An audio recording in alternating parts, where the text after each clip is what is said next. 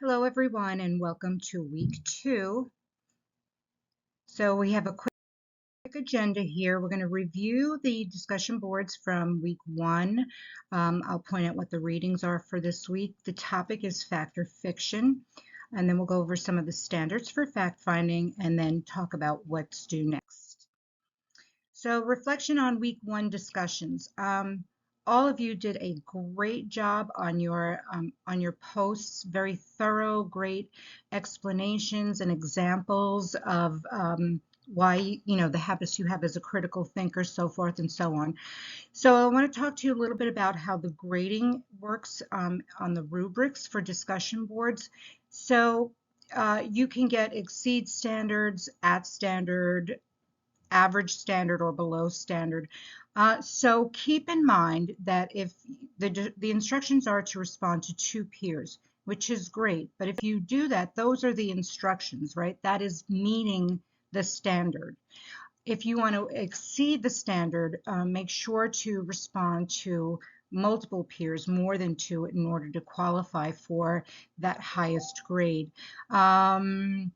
So the tip that I have for you is when you're posting, make your initial post on the day that the discussion board is due, and then go in once a day. This should take you 5-10 minutes and see what others have posted. Select one of your peers, respond to their post, and be done with it. And then go in the next day and the next day and the next day. So right there, you would have 4 posts on 4 different days, because the days that you post is also a part of the rubric. So I take a look at my feedback comments that I've given all of you, and take a look at the rubrics so that you know.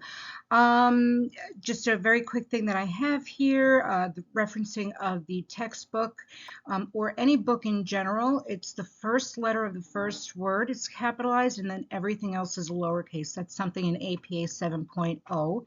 The other thing that you want to look out for is if you're using other sources, you don't want to include retrieved from. That is no longer used in APA 7.0. And when you're having these discussions, have fun with it. Have a conversation. Tell people about some of your experiences and how they're similar or not, and just ask questions which would prompt somebody to answer, a discussion board. And you can see for many of you, I posed questions or I made comments. And, if someone is posting on your discussion board, or especially if they pose a question, be sure to respond to those individuals. Okay, so readings for week 2, you're going to review chapter 3, which is based talking about facts. And then there are some recommended readings that you can see listed here on the slide. All of the readings, if you click on the reading list in your top navigation bar, you'll be able to access these articles. And the topic this week that you'll be exploring are facts. What is a fact, right? Which is something that's known with certainty to exist or have existed. And then it can be confirmed, right, through your experiences, through your observations. So if I'm, looking at a wall and it's painted blue, it's a blue wall, right?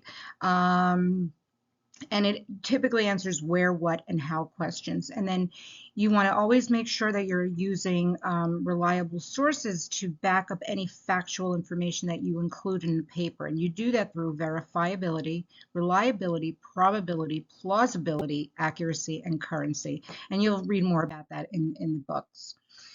So an example of a fact: Facebook is a social media site. That is a fact, right? That's what it's known for. If I were to say that Facebook is the best social media site, well, now I'm inserting my opinion, right? Because somebody else may think there's another social media site that's out there that's even better than Facebook. So one of the things that I did here on these slides is trying to walk you through the steps of standards for fact finding using the verifiability, the reliability, probability, right? So I just looked something up online, and I came across this article that said a chef's hat has 100 pleats in their hat, signifying that they can cook 100 eggs, cook an egg in 100 different ways. And that came from cosmopolitan.com. Fairly well-known magazine, right? So the verifiability, what I did is that the information can be verified from another source. So I went to Snopes.com, which is commonly used to verify factual information or false news, fake news, and they said that it's false. And then there's also in the Snopes article itself, there's a 1903 culinary guide that's used, and they also claim that it's false. So, I'm thinking, what's going on here? So the reliability, where is the source checking coming from? So this is not Cosmopolitan, this is Snopes.com, and they are a very reputable fact-checking website, right? So I'm going to tend to, you know, err on the side of believing what Snopes.com has to say. The probability, how probable is this to be a fact, right? So that probability is, once again, I'm looking to the source that I'm using to dispute or to verify whether or not these 100 pleats in a chef's hat means they know how to cook eggs in 100 different ways. And I looked to Snopes.com, and they've been fact checking for over 20 years. So I would say that that's a pretty reliable source to dispute what Cosmopolitan wrote about. The plausibility. So this must pass the test of credibility, right? Is it even possible to prepare eggs in 100 different ways? I don't know, maybe. So Snopes, again, going back to my source for verifying whether or not this information is true or not, they did a great job. If you look through the article on Snopes.com, you can see all of the resources that they used to do their fact checking, and they did a really thorough job. So the accuracy of it. So what do most sources tell you about the fact? Well, bonappetit.com, they state that it's not a fact. Jacques Pepin, who's a renowned chef, he also states that it's not a fact. So it's looking like it's not a fact. The currency, is the fact still a fact? So Snopes wrote this article in July 2022, which seems to be fairly recent. So you know what?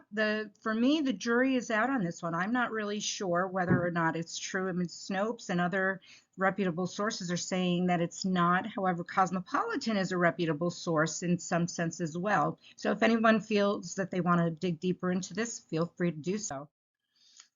So here's a visual of what is due this week. There's going to be an open forum discussion post, and this is going to be treated like a regular discussion board. The difference is that you're not going to have a topic. I'm not going to give you a topic. So with this week's discussion board, ask anything, talk about anything, talk about, sometimes, hey, I came across this article. Is it true? Is it false? Did anyone else hear about this? Just keep a discussion going, going on. And remember, 3 or more posts responses on at least 3 different days will get you very easily the exceeds criteria in the rubric. And then the responses are due on Sunday at 11:59 p.m. And if you post at 11:59 p.m., you're probably going to get grades deducted because it doesn't give your peers any opportunity to respond. So, like I said, go in once a day, 10 minutes, and you'll ace the discussion boards throughout the entire course. So again, I just I just told you what I wrote here.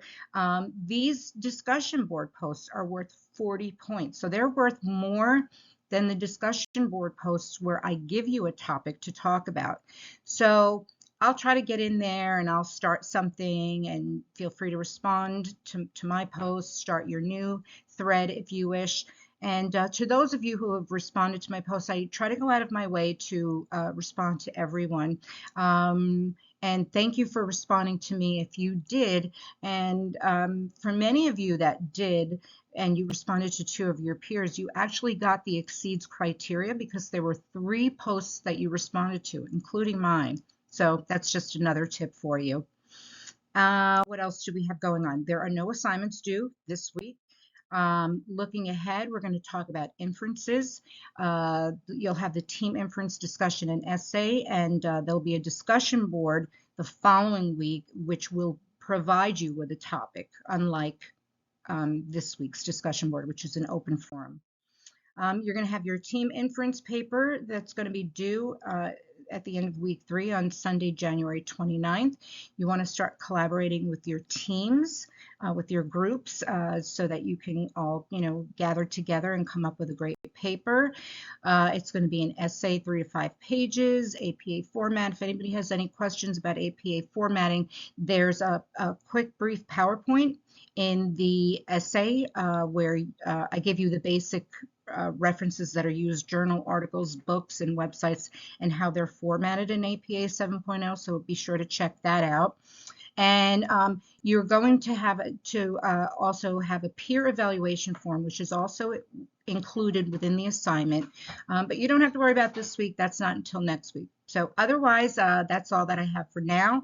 I hope that you guys have a great week, and please feel free to reach out to me if you have any questions. Have a great one.